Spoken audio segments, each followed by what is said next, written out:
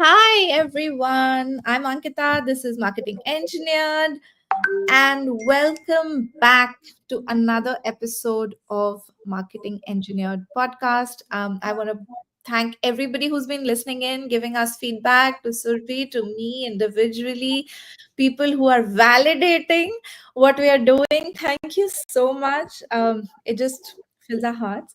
And I hope you guys are ready for another exciting episode. Exciting because of the topic today. We're going to talk about building a marketing funnel. Now, if you guys saw last week's episode, we talked about how to not over engineer your marketing, keep it really simple from a process, a platform, and people perspective. And the whole idea of doing this marketing for a business is to get revenue. So get business and build your funnel so that you can get that business in. So today we're talking marketing funnel. A lot has been said about it. A lot is discussed about it. So Surbhi, what are we going to talk about today? This is an absolute wonderful topic, and I think given the crazy amount of discussions and the depth at which we have spoken about marketing funnel itself is the testimony to why this is such an important topic to talk about, and for simply understanding how it can be actually applied when you are an organization looking at marketing as a whole, as a science, as an art, not as a sporadic effort. So the marketing funnel today we are talking about is absolutely from MOPs perspective. And before we get into all of that and the juicy bit, I think what I really want to address here is that marketing funnel is a self-discovery channel for a prospect that enters the funnel, interacts with your content, and then interacts furthermore. And at a stage, then it turns into from a prospect to a customer. So in a very broad way, marketing funnel is a holistic overview of a customer journey from a prospect and the steps involved from to get him or her from a prospect stage to a customer stage and then later to an advocacy stage. So it's an entire journey of sorts.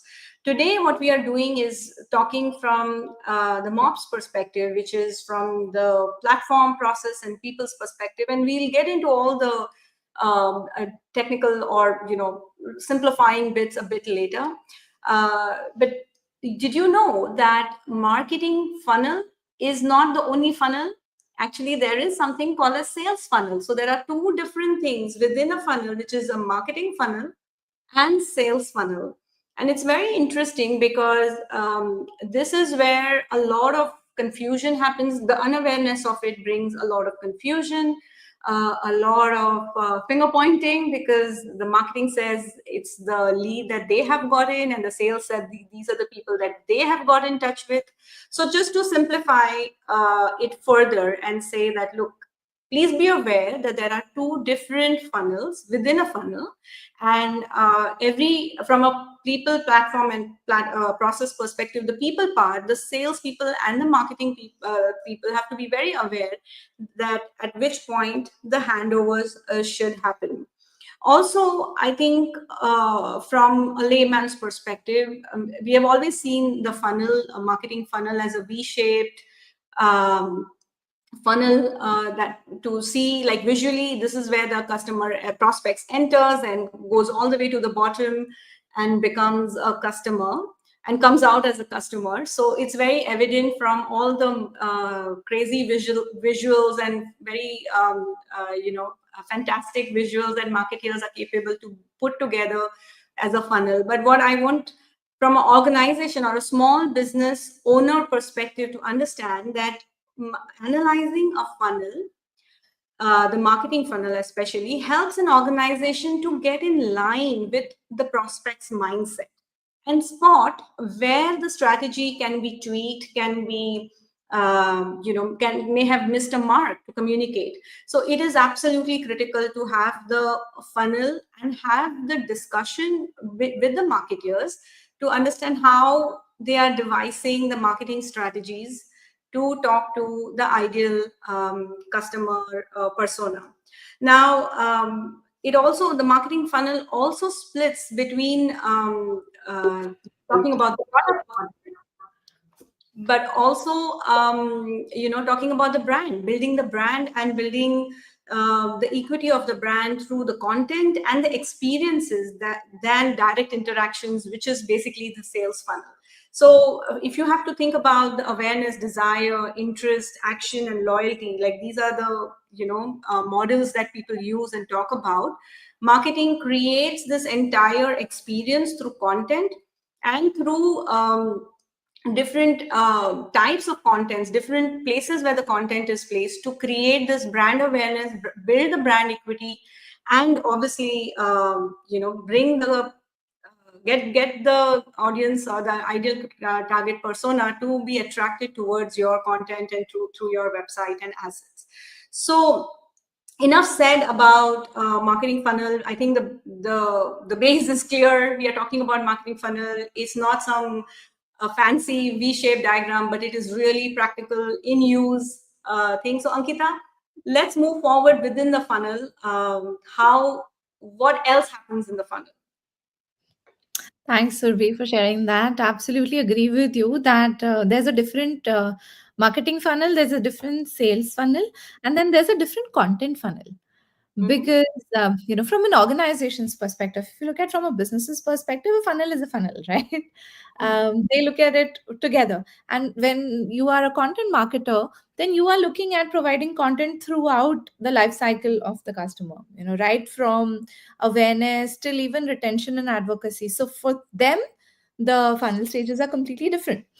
Mhm. But as a guideline, there are this, I really like the tofu, mofu, bofu, which is top of the funnel, middle of the funnel, and bottom of the funnel.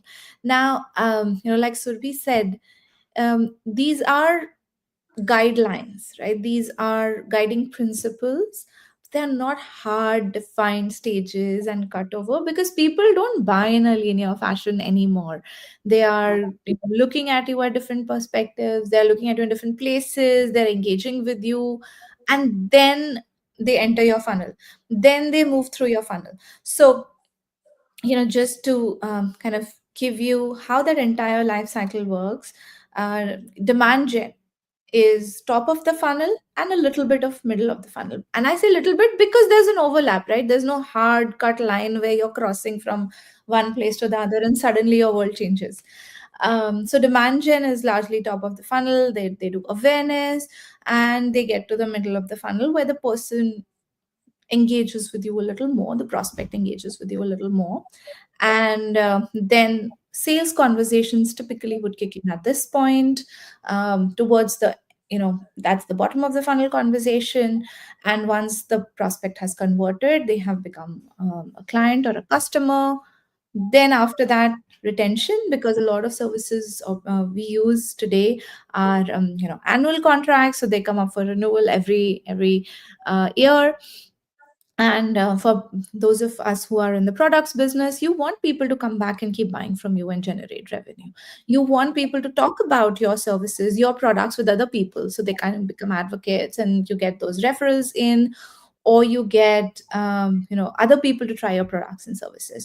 So that's how these stages are.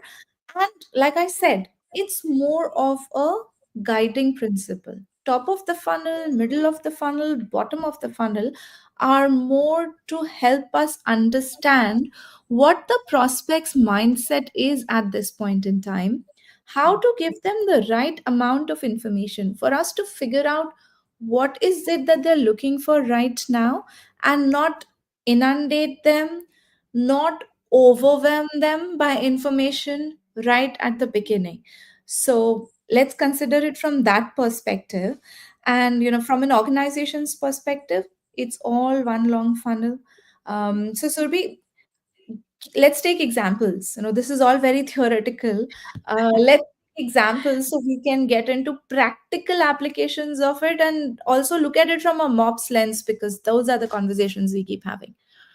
Absolutely. I love the part where you said that for a business owner, it is a funnel. Doesn't matter if it is a sales funnel or a marketing funnel, it is a funnel. And I think that is where the business owners should ask these right questions on which stage, where exactly the prospect has come in. And it helps for marketers and sales also to align themselves as to what is considered as a lead or what is not a lead.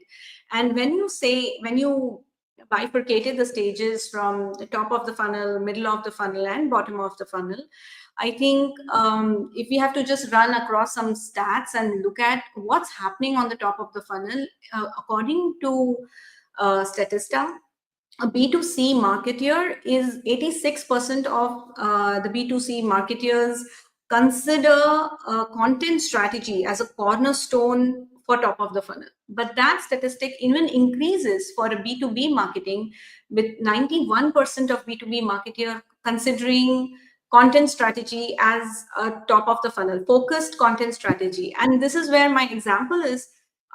Let's take a simple example of a newsletter. I think a newsletter is a basic tactic, basic marketing asset besides website that any organization should invest in, should look at, because it's an owned asset.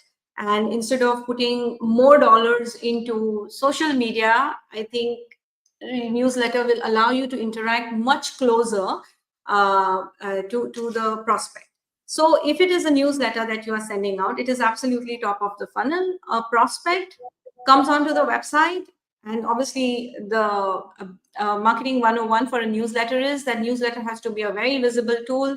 It may either pop up on the website or it is on a very visible corner around in the website. The prospect fills in his email ID.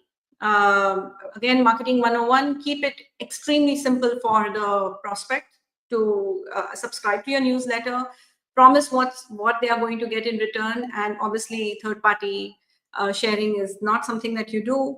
And then the prospect is now formally entered into the funnel. So from this is the process perspective where you have thought through that, okay, there's a website, this is the place where you are going to put the email subscription box, a newsletter subscription button, and how the prospect is going to enter into the platform. So from MOPs perspective, a marketer has gone through this logical flow for the prospect of how they are going to enter into your marketing funnel. Now from platform perspective, you have invested into something like a MailChimp or Active Campaign, where they are capturing all the data, and they have the data, and they have filled in their email ID. So the next step they immediately get as a handoff or a response is that thank you for thank you note. And then obviously there are some organizations who also offer an opt-in, so they can whitelist them basically and not end up in spam.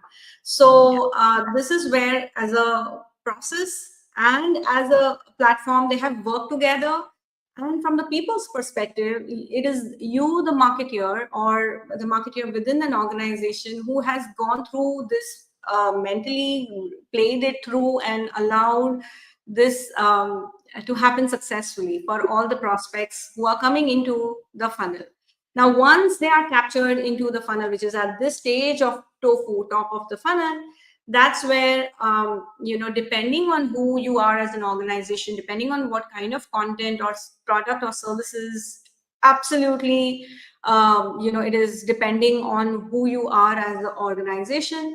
You would have a nurture campaign, this prospect put in the nurture campaign, or as a marketer, this is where the people marketer will, from the MOPS perspective, they will actually decide whether this is an ICP. So do they need to go through like a very nurture the nurture campaigns that you have planned for that person, or you kind of send them into a general category where they will need to be nurtured even more to then become an ICP. So at this stage where on top of the funnel, once again, they have either gotten a couple of emails that you have sent them, or be on the nurture track. So for explaining this further, let's just assume and stick to the fact that this prospect that has entered into our funnel is a ICP, has subscribed to the newsletter, and is now successfully put on the nurture tracks that we have planned as a marketing operations person. So then at this stage, I think, Ankita, what happens? I have to call on your expertise, because now they may be either sitting on the top of the funnel or they may flow into the middle of the funnel. Yes, Surbi, absolutely. There is also a possibility they'll jump to the bottom. Absolutely. Yes. Yes. Oh, that is a very important point that you bring, actually, because, depending on how popular your business or services, or how much of an interaction the prospect has had, there is a very, again, going back, I'm just reflecting to what you said, Ankita, in your conversation earlier. It's not a linear path. From a marketing perspective and an organization, you always plan it linear. It looks linear because it's all created in platforms and processes. It is linear in visual sense, but it is not cast in stone. It's not the prospect has to go through the hoops to get to the next stage. And thanks for actually adding this, because a lot of times it from tofu, somebody may just go into bottom of the funnel where they are quickly talking to the salespeople, or dropping them an email to the contact, and then the conversations goes on from there. So they are completely missing all this. But at this stage is where the people part plays a very important role, because if they are tagged that they have already spoken to the sales or emailed sales, the sales people should communicate this back, so they are not getting inundated with unnecessarily marketing emails, which communications which they may deem as garbage at that Absolutely. point. I agree. I know this would open a whole new Pandora's box about attribution and sales and marketing alignment, which is one of the most popular discussion subjects Yeah. whenever a bunch of marketers meet. But I do want to say here that from a business's perspective, it shouldn't matter who brought the lead in, whether it was sales or marketing. It doesn't matter who got it. What matters is that they got the right information at the right time, they got the right responses at the right time, and a prospect converted. So Yes. if we go from that mindset, here is somebody who is in our top of the funnel, Mm. somebody who's not jumped to the bottom of the funnel, because like Subi said, people who have a previous relationship, they would just pick up the phone and call, or they would just get in touch. But what about the rest of them? Um they have had an exposure to your brand, to your business, to your services or products. Maybe they follow you on social media. Maybe they've seen you at events. Maybe they've heard the founder talk, Mm. podcasts like these, or maybe they've like the example that Surbi took for the newsletter. They've looked at your newsletter. They've read. Newsletters typically share content, so maybe they've consumed some of that content as well, which means that A, they know your brand, B, they know your products, services, they know what you stand for. They may or may not understand at this point what your USPs are, what your differentiating factors are, how you are placed in the business with respect to the competition. But they have enough information to start considering you as a vendor or a supplier. So they want to do business with you. Fantastic. This information is in their heads or a decision made in a meeting. You are blissfully unaware that there's somebody out there who wants, unless they feel that, yes, no, we are ready for a sales conversation. And like, so people saying, make it very easy to subscribe to the newsletter, make it equally easy to get in touch with you for a direct sales conversation. And most businesses get that right. There are Calendly links for services based businesses. There is e-commerce integration for companies who do e-commerce, or there are forms available where people can fill in. There are different kind of CTAs to get in touch with the salespeople. So that's again people driven, and Mm. a lot. And this is very important to understand, because businesses or any prospect does a lot of research where it's not an impulse buy. I do Especially research. in B2B. Yeah. Especially in B2B, yeah. But then if I look at my behavior as a buyer, like even if Mm. I buy a lipstick, I will look at, four different e-commerce sites and see if there's an offer, if there's a discount code somewhere. Even for impulse purchases, I would want to use that. So, a website that makes it easy for me to get that information gets my business. Same principle applied here. So people will do a little bit of research today. We live in the information age. Make it easy to get information. Make it easy for them to do the self research. B2B, B2C doesn't matter. B2B, it's even more difficult because you have to communicate, you have to convince a committee. Nobody takes a decision individually in a B2B. Usually it's a few people who consult together, and a business user who will actually use your product services has different parameters.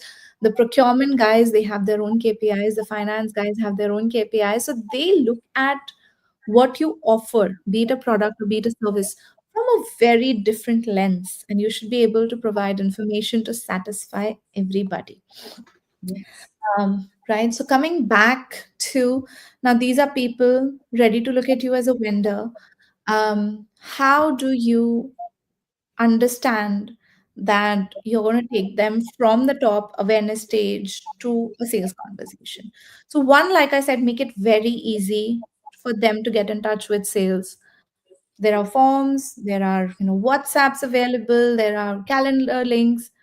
It's important to know that when people fill out these forms, it's your processes, your internal processes should be very good that the information moves to the right salespeople.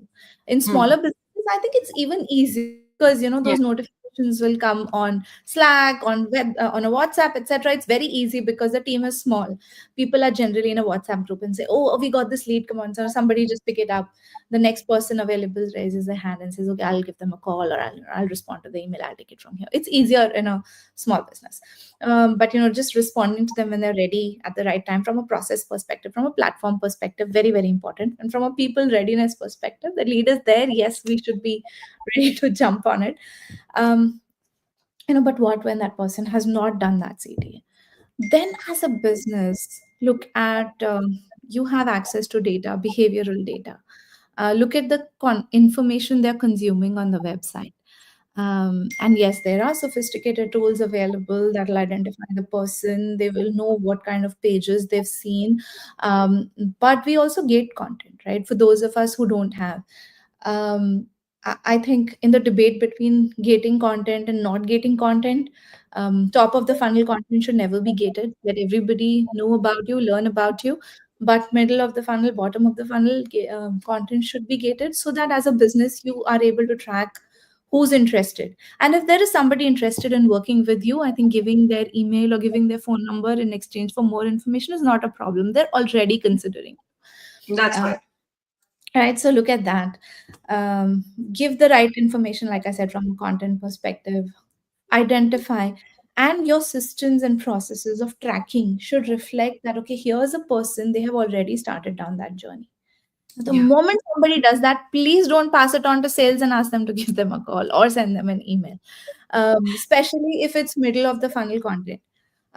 If it's bottom of the funnel content, like, and just to give an example, um, uh, what are your USPs? What are your case studies? How you have benefited other businesses? This is middle of the funnel content. If somebody who's serious about your brand will want to look at this. But pricing sheet, your spec sheets, these are bottom of the funnel content. Somebody who's come to that level is really getting into the nitty gritties. So somebody who looks at your pricing page or services page, that is a good person to pass on to a sales team.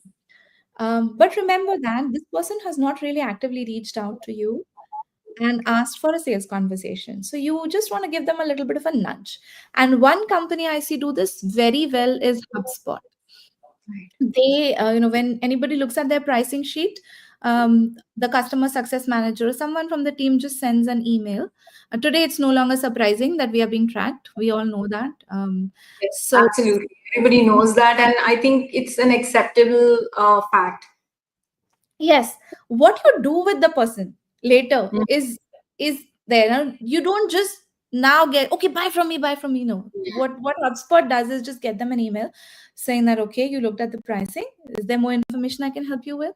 Do you want to have a call? Here's my Calendly link, or here's my meeting booking link. Let's just hop on a call, or send me an email and I'll give you the answer. So I'm there for you. I know you're shopping. I'll let you shop in peace. I'm here.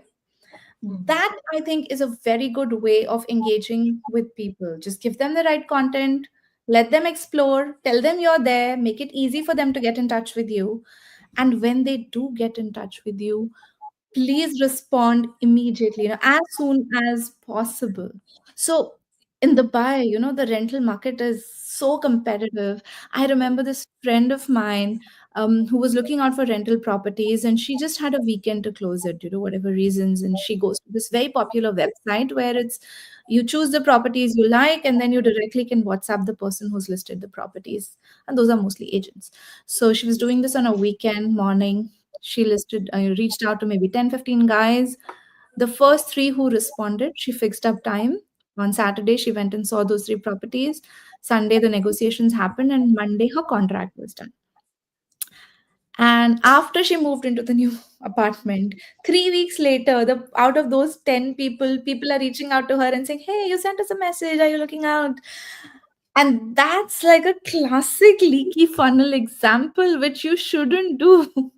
Absolutely. And I think this is where misconception also happens is as a funnel. And again, going back to the point of the movement of prospect from point A to point B and up to point Z, it is not linear. So I think from MOP's perspective, the message here is that your people, your process, and the platforms will do what they have to do because they have the capabilities built in. It is the process that you design and the people who take over when it's really required to communicate with the customers or prospects at this stage. I think what is the classic example of what she said about the property, and it is so evident in this region where there are a lot of leaky funnels, which means this is a classic example. The message must have gone, or the platform didn't work, or the processes were not set, or the discipline was not there from the people's perspective that this is my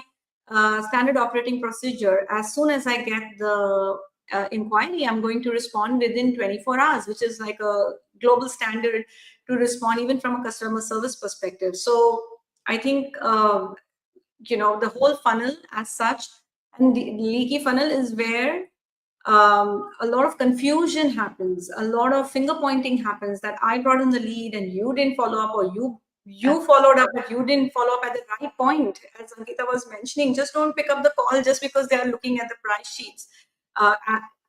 Today the customer is, or the prospect even, or would be customer, is extremely intelligent and informed thanks to all the digital information and what your marketing has done already to put you on the digital map. So respect that, allow the customer to then create those behaviors and showcase that they are really interested in your product. And when they do, know that it has to be immediate. Either it is from the top of the funnel directly at the bottom, or from the middle of the funnel, going through two different stages. All right, I know we are running short on time already, and we have a question which is really, really nice. I think this is asked by Jeanal, and she's asking about marketing funnel. Do different products and services need different funnels? Ankita, you want to take that? Yes. Thank you, Survi. Thank you, Jinal, for the question. It's a very, very pertinent question, specifically when it comes to the small businesses or entrepreneurs. Like we said earlier, for an organization, a funnel is a funnel. Um, I would say whether you need a separate funnel for different products and services depends on A, the size of your business, B, the nature of your business. If you have a large setup, you have the resources, the people to manage it, to look at data differently, to look at information separately, by all means have different funnels, and allow people to jump between the funnels as well. But if you're a smaller setup, limited resources, frugal marketing is what you need, and you're trying to engineer your marketing, I would say it's best to have one funnel, and just use the people resources at your end. Just use your content effectively and let people discover. So, when you create content and your content provides absolute clarity, people don't need to have different funnels. Also, if your products are interrelated, like they can be easily upsell, or services, right? You can easily do upselling, cross selling, you can easily do bundling. Then as people discover and interact with your brand, they might they might have started shopping for this, but they end up buying this. It happens, right? E-commerce, I started looking for a lipstick, and then Amazon says, hey, you know what, this lip gloss goes very well with it, let me buy that. Oh, other people also bought this. And that happens even in B2B shopping. Like, you think Correct. this is your pain point, you know, a symptom, you start solving for that, but you realize your problem is something else as you go down the path of discovery, and your vendors help build that solution out. So uh, having one single funnel in such cases, where the interaction and the solution helps them understand, expand, by all means, there's no need to bifurcate the funnels, because if you have too many funnels, again, you are getting into the over engineering trap, something we advocate. Exactly. And remember I mean, absolutely caution about the leaky funnels. This is, I think, one of the biggest pandemic, I think, in terms of marketing, that a lot of good leads just leak out, and just because the processes and the people are not very aware. So as much as possible, I think one of the common things that we have been speaking about is, do not over engineer, keep it extremely simple, and have collapse the products and services into a funnel where you can upsell and cross sell, because that will be even more efficient. One quick example I can give is, like, when you are starting with a newsletter, and if you're a service based uh, you know uh, function or organization, you have content which can obviously talk to the top of the funnel and middle of the funnel. And then when you are in the middle of the funnel, there is opportunity to cross sell, very similar to what Ankita said in, say coaching businesses or education businesses, where you can even sell and upsell different modules, and small subset of what you are selling as a whole product. So I think that's I hope that answered your question, Gina. We have um, another question, Ankita. Yes, we do. We have another question. Thank you for asking this question, Gina. That was a really good one. Ricardo also commented on different funnels. He's asking if it aligns with keeping things simple, as it could lead to confusion. Absolutely, it could lead to confusion. 100% agreed. And there's another question by Ricardo. Thank you so much for asking this. Finger pointing reflects poorly on the culture that businesses are looking to promote and could garner negative publicity. Yes, absolutely, it could. But a lot of finger pointing happens internally, it happens behind closed doors. So, most businesses do this fighting in house between sales and marketing teams. And when a business is flourishing, it doesn't matter if there's Mm. more than enough in the funnel. It's all good. But when things get tough, that's when the problem occurs, because every single lead that comes is important. So, Yeah. uh, if you've lost business because of timing, if you've lost business because you didn't give the response back in time, or it was very difficult for them to get access to content, or your content isn't clear enough, it doesn't lay out things enough, it there could be a number of reasons. Like, loss analysis is a completely different ball game. But yes, it does reflect poorly on the culture of the company. And as a founder, as a business owner, it is very important that this gets controlled. It gets nipped right in the bud. But exactly.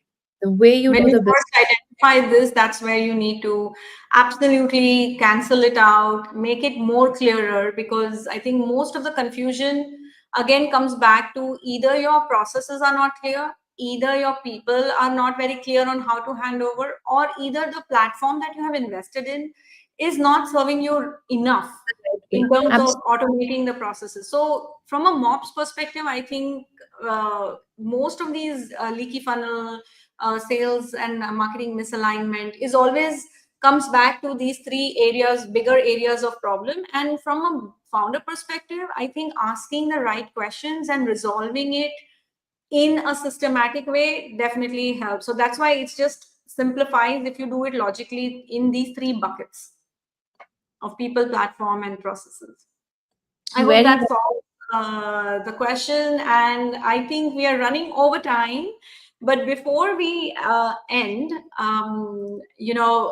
we have spoken so much about the funnel and think, we are already assuming that this is an established business and, things are going great. There is data to begin with. They are mapping, they're capturing data. There is platform invested in all of that. But what happens when a business is new, like a brand new business? What do they do? Where do they get the, like, you've put up a website, you have put up like invested in a freemium model of CRM. What happens then? What do you do to attract the audience? Of course, you will go on social media, drum up wherever you can, like say probably participate in events if you're a B2B company, explain, run demos, do videos, all of that. But still, the people, platform, and processes are not being used. The well-oiled machinery, the whatever you've learned so far from us, is not being put in action. That's where most of the people, and this is a big trap, they fall into the frigid world of cold email. Isn't it, Ankita? They do. And the world of cold email is frigid indeed. But next week, we're going Yes, to try this is and what exactly we're doing next week, to talk about the cold emails. And it's going to be even more interesting because we are going to debate it out. Yes, Ankita, you ready? absolutely bring it on. Guys, join us live next week to participate in the debate. Thank you so much for the questions this time. I hope they keep coming. Yes, I absolutely enjoyed the interactivity, and thank you for joining us live, taking out time from wherever you are. And we look forward to having you to witness our debate as me and Ankita talk it out or fight it out for the world of cold email. Next week, join us 1 p.m. Gulf Standard Time, 2:30 Indian Standard Time, and 5 p.m. Singapore Standard Time. Thank you all for joining, and see you in the next episode.